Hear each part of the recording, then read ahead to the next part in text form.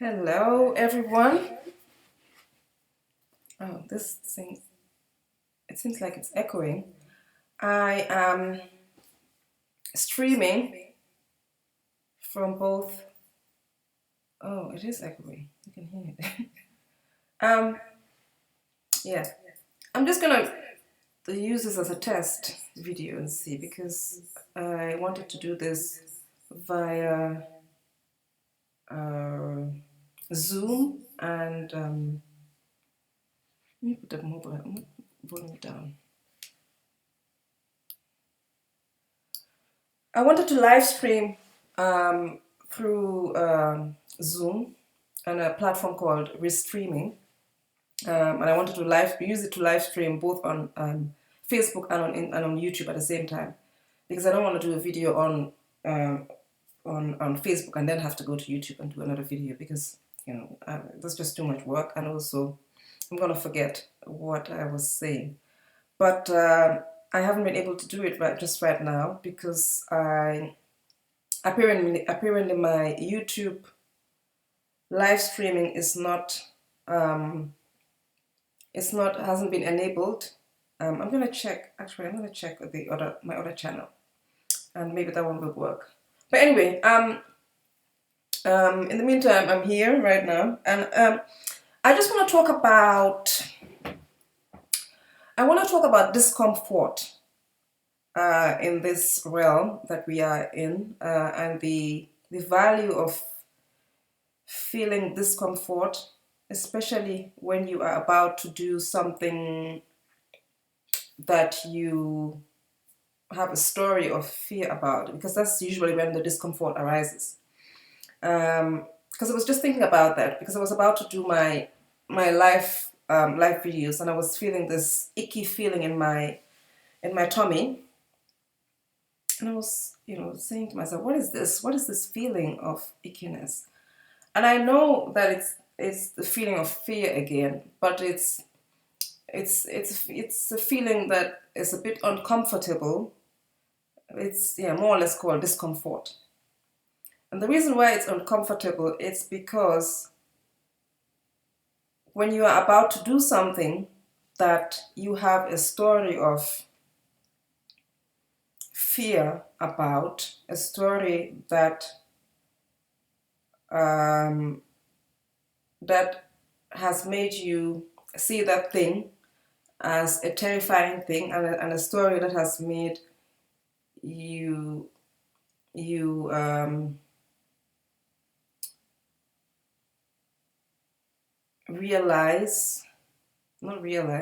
story that makes you stop when you get to the thing that you fear. When you are about to go beyond that stop sign, this is the feeling that you get, and this is the body's internal alarm system, if you will. And this is also one of the purposes of fear, even though it's not always productive. But this is one of the purposes of fear. Fear tells us. Fear has been able, over evolution, fear has been able to tell us when to stop, when to not go beyond. Because in the olden days, when we were living in caves as human beings, and we had to hunt for food, we had to hunt dangerous animals, we needed to have a mechanism to let us know when there is danger around us, and fear was useful in that sense. But we have now used that fear to hold us back from things that make us progress, because in this realm, the things that make you progress are always the things that you have to push against. That's how the universe expands. That's how you expand. Because you form the story. When you first form a story about who you are, to get to the edge of that, to break that story, And to get into another perspective, um, it means you have shattered. You're shattering an attachment. You're shattering, yeah, an attachment. You are shattering an identity, um, and this is why you feel that fear. You feel that sensation. That is danger, danger, danger, because it's been an identity for you for quite a while, and now you are shattering it. And this is also one of the reasons why identities hold us back in this realm. Identities and attachments are the things that hold us back. When we were in the spiritual realm, in the non-physical realm, we didn't have attachments. We were nothing and everything. Nothing was us. No thing was us, and we were no thing, because we could be anything. We could be anything. We could have any vibration. We could have any we could assume any kind of emotion, any kind of feeling. We could assume any kind of vibration. So we weren't we couldn't you couldn't be attached to anything. You couldn't be attached to an identity, because to be attached to one thing means you become a gravitational point for things that are like it to get attached to it, or stories of things that are like it, or labels of things that are like it get attached to it, and it becomes more and more dense. And in the spiritual realm, in the non-physical realm, that we were not that dense. We were not dense at all. So we were not attached to any one thing. We assumed the feeling of whatever we wanted to feel, and we assumed the feeling of and we were comfortable feeling whatever feeling we wanted to feel. So therefore, there was no discomfort in that way, because you only feel discomfort when you fear losing something. When you know that you are nothing, and nothing is you. Let's call it no thing is you, and you are nothing, and you can be everything. Then you are not attached to anything. And if you're not attached to anything, because you can be anything and everything, then you have no fear of loss. But in the physical 3D realm, we have created identities of I'm a woman, and then that comes with labels and things that are attached to being a woman. I'm a teacher, that comes with things that are attached to labels and stories about what a teacher is supposed to be. And whenever you do something that is not like a teacher, or not like what a woman is supposed to do, or a woman is supposed to be like, then you feel that discomfort. That's when that feeling of discomfort sets in, to let you know that danger, danger, danger. So it's kind of a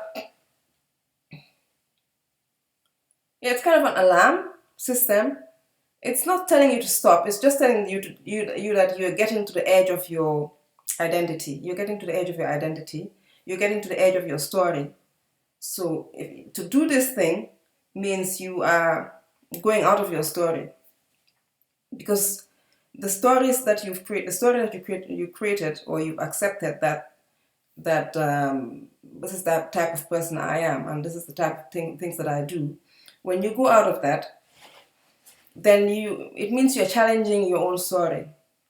You're challenging your own identity.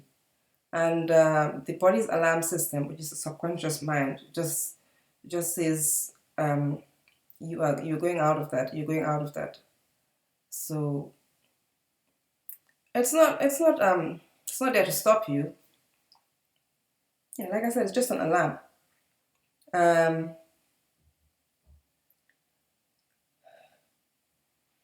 where am I going with this? I wanted to talk about a little bit more about the value of discomfort and being sitting in it. And I know lots of people have talked about this, feeling uncomfortable, being comfortable, feeling uncomfortable. Um,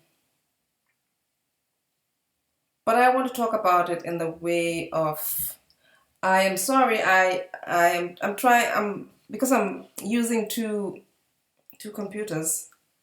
My eyes are that, I don't want my eyes to dart over back and forth like that, but I do want to have a little bit of eye contact with you guys. um, so excuse me if my eyes, if I seem to be, looking, helter skelter, looking like somebody who's a little bit paranoid. It's not that. It's just that I'm trying to look at the camera to get to have some eye contact with you guys. Okay. What was I talking about? Discomfort.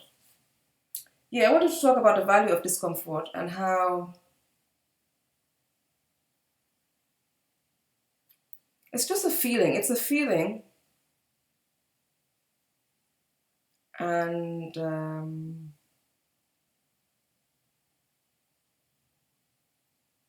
how can I talk about it in a way that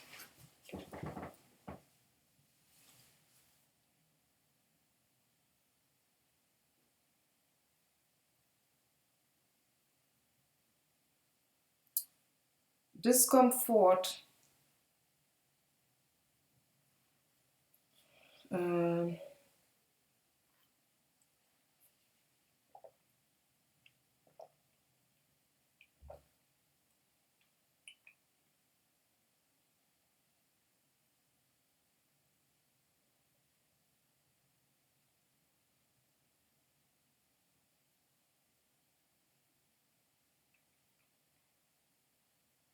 so I'm going to give an example before I talk a little bit more about before I talk about discomfort, the value of discomfort. I'm just going to give an example about a practical example about feeling discomfort. When I was beginning to do my live stream videos, I felt this, like I said, I felt this like constricting kind of feeling in my tummy, which was like it was like saying, be careful, you're going towards the edge of your, your identity.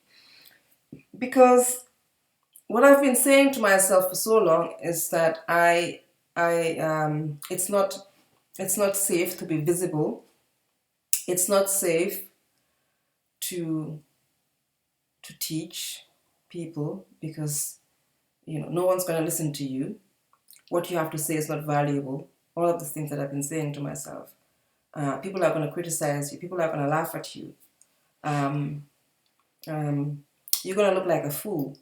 The way you're talking, the way you talk is going to be boring. People are not going to understand you. Your subject or your topic is boring. People are not going to want to listen to you. That's my story, and it's not just a story. I realize it's a story of identity. It's an identity. All these are identity statements, and they get entrenched in our bodies. They also get entrenched in our psyches, and what happens is you become the person who who is afraid of being visible. So that becomes your identity. It becomes an identity. As in, I am the person. I am the person who is afraid or who is fearful of being visible online. I am the person who is afraid of criticism. I am the person who is afraid of looking like a fool. All of these become identity statements. Identity is not just your name. It's not just your name. It's not just where you're from. It's not just your race and your ethnicity. All of these are identity statements. This is why when you want to do something that is completely different from that, you feel this constriction in your tummy, and which is telling you danger, danger, danger. Like be careful. You're going to the edge of your identity. You're usurping your identity if you do this, and which is where we want to be. It's challenging, which is why many people still haven't followed their dreams. Many people still are afraid to follow their dreams because the feeling of discomfort, the feeling of usurping their own identity, the feeling of usurping their own story about themselves is what they have to do. It's not from outside. It's not that people change you from outside. It's not that the thing you're doing. It's not about the thing that you're doing. It's not about the difficulty of it. It's not about the possibility or the impossibility of it. It's just that you have to usurp your own story. You have to usurp your own identity. You have to kill it. You have to kill your own story, and that is a it's a scary place to be. Understandably, and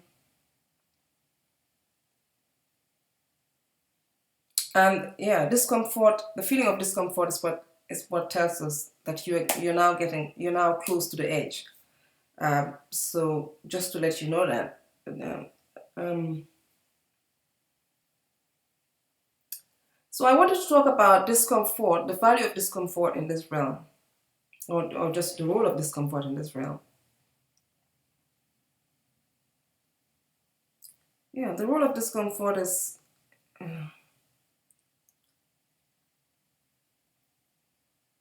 still a kind of,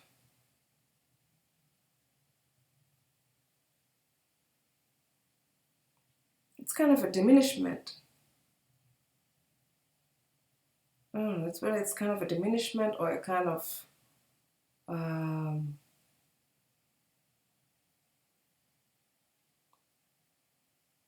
boundary. Mm.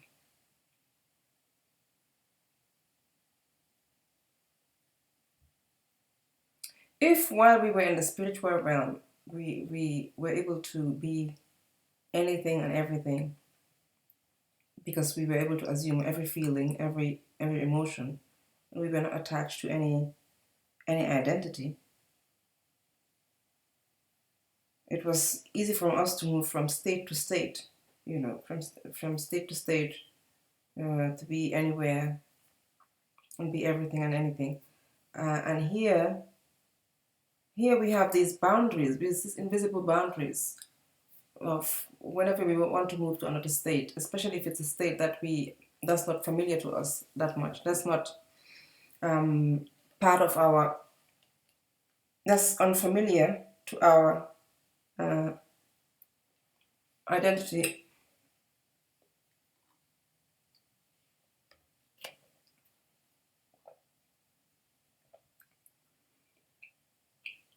If it's a state that's unfamiliar to our identity, then we feel this discomfort in our tummy. So it's like a yeah, it's a boundary that sits in emotion. It's an emotional boundary.